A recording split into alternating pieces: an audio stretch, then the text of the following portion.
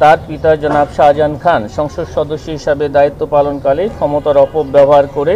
পরস্পর যোগসাজশে 9,89,00,000 টাকারও বেশি মূল্যের গাতোয়ায় বহির্ভূত সম্পদ অর্জন ও বুক দখলে রাখায় জনাব মোহাম্মদ আসিবুর রহমান এবং জনাব শাহজাহান খান সাবেক সংসদ সদস্য মাদারীপুর 2 এর বিরুদ্ধে দুর্নীতি দমন কমিশন আইন 2004, দুর্নীতি প্রতিরোধ আইন 1947 এবং দণ্ডবিধির সংশ্লিষ্ট ধারায় আরও একটি মামলা রুজুর সিদ্ধান্ত গৃহীত হয়েছে। জনাব ঐশী খান স্বামী তানবীর হাসান পিতা শাহজাহান খান সাবেক সংসদ সদস্য মাদারীপুর 2 কর্তৃক গাতোয়ায় বহির্ভূত সম্পদ অর্জনের প্রাথমিক তথ্যাদি পাওয়ায় তার প্রতি দুর্নীতি দমন কমিশন আইন 2004 এর 26(1) ধারায় সম্পদ বিবরণী দাখিলের আদেশ জারির সিদ্ধান্ত গৃহীত। বেনামি হিসাব খোলা এবং আত্মসাতের উদ্দেশ্যে পরস্পর যোগসাজশে অপরাধমূলক বিশ্বাসভঙ্গ, জালিয়াতি ও হিসাব বিকৃতির মাধ্যমে 42,07,500 টাকা অতিরিক্ত সুদ প্রদান এবং উক্ত অর্থ আত্মসাতের অপরাধে দণ্ডবিধির সংশ্লিষ্ট ধারায় এবং দুর্নীতি প্রতিরোধ আইন 1947 এর 5(2) এবং মানি লন্ডারিং প্রতিরোধ আইনে জনাব কাজী জাফরুল্লাহ স্বত্বাধিকারী Hong Kong Shanghai Manjala textile limited Banani Dhaka, যিনি সাবেক সংসদ সদস্য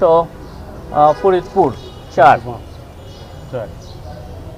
এবং শাহেদ সেকান্দার সাবেক manager the premier bank limited Gulshan শাখার কর্মকর্তা সহ মোট 6 জনের বিরুদ্ধে আরও একটি মামলা রুজুর সিদ্ধান্ত গৃহীত হয়েছে। মামলা রুজুর কার্যক্রম প্রক্রিয়াধীন আছে। আজই এই মামলা রুজু হবে। 70 লক্ষ টাকারও বেশি লেনদেন করায় তার বিরুদ্ধে দুর্নীতি দমন কমিশন আইন 2004, মানি লন্ডারিং প্রতিরোধ আইন 2012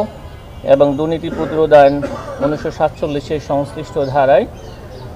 মামলা রুজুর সিদ্ধান্ত গৃহীত হয়েছে এবং মামলা রুজুর কার্যক্রম প্রক্রিয়াধীন আছে। আজই মামলা রুজু হতে পারে। অভিযোগ সংশ্লিষ্ট সৈয়দা রোকেয়া বেগম স্বামী জনাব শাহজাহান খান কর্তৃক তার স্বামী শাহজাহান খান পাবলিক সার্ভেন্ট হিসাবে দায়িত্ব পালনকালে ক্ষমতার অপব্যবহার করে পরস্পর যোগসাজশে 4,47,00,000 টাকারও বেশি গাতোয়ায় বহির্ভূত সম্পদ অর্জন ও বুক দখলে রাখার অপরাধে অভিযোগ সংশ্লিষ্ট সৈয়দা রোকেয়া বেগম এবং তাঁর স্বামী জনাব শাহজাহান খান সাবেক সংসদ সদস্য মাদারীপুর 2 এর বিরুদ্ধে দুর্নীতি প্রতিরোধ আইন 1947, দুর্নীতি দমন কমিশন আইন 2004 ও দণ্ডবিধির 109 ধারায় আরও একটি মামলা রুজুর সিদ্ধান্ত। সংসদ সদস্য হিসাবে দায়িত্ব পালনকালে ক্ষমতার অপব্যবহার পূর্বক অসৎ উদ্দেশ্যে অসাধু উপায়ে অর্জিত গাতোয়ায়ের উৎসের সাথে সঙ্গতিবিহীন 11,36,00,000 টাকারও বেশি মূল্যের সম্পদ অর্জন এবং তার নামে ব্যবসায়িক প্রতিষ্ঠান খুলে উক্ত প্রতিষ্ঠান এবং নিজ নামে মোট 9টি ব্যাংক হিসাবের মাধ্যমে ব্যাংক লিমিটেড গুলশান শাখার ব্যাংক কর্মকর্তাদের সহায়তায় 15/5/2018 থেকে 23/2/2019 তারিখের মধ্যে 10টি বেনামি হিসাব খুলে তাতে মোট 4,14,00,000 টাকা জমা রাখেন। ব্যাংকারগণ পারস্পরিক যোগসাজশে অপরাধমূলক বিশ্বাস ভঙ্গ করে বর্ণিত 10টি ভুয়া হিসাবে ব্যাংকের সিস্টেম জেনারেটেড হিসাব বিবরণীতে অতিরিক্ত সুদ ম্যানিপুলেট করে হিসাব বিকৃত করে ব্যাংকের সুদ প্রদানের স্বাভাবিক হারের অতিরিক্ত 42,07,500 টাকা